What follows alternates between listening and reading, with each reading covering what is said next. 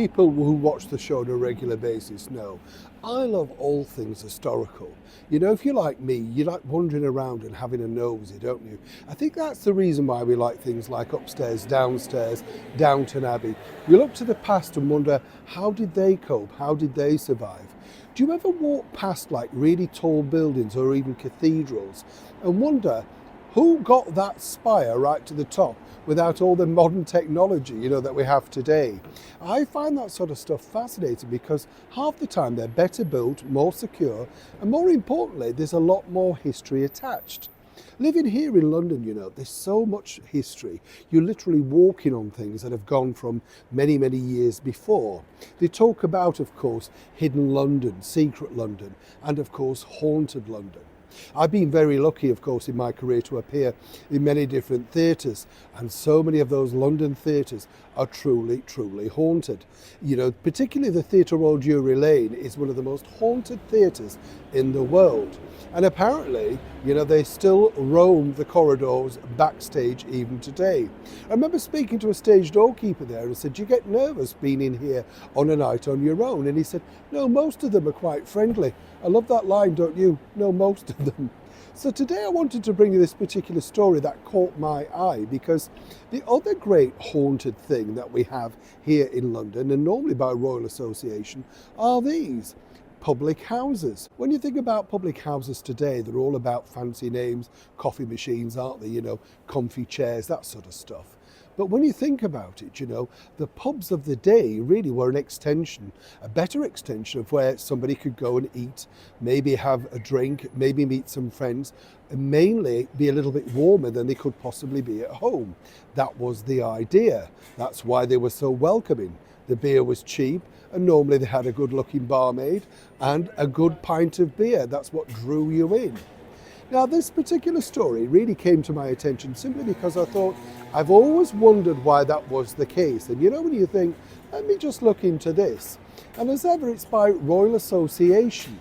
You see, when you go past a lot of these wonderful public houses now in the very heart of London and across the United Kingdom, it's not just special to here. Because in fact, the whole reason why pubs are named pubs, as it were, and those particular wonderful signs are for a simple fact put together by a former king. That's right, Richard II.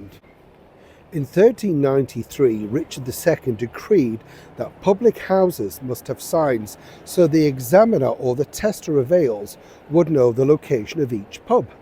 The pictorial sign was developed with the majority of the population sadly illiterate and needing something, a large and simple and bright image to instantly recognise. And the thing with King Richard was this. He then developed this idea further, and this is what I mean about people in power, how they change our lives. You will note when you come to anywhere in the United Kingdom, you may see things like the Bricklayer's Arms or the Spinning Yarn, something like that, a sort of name appertaining to what was available.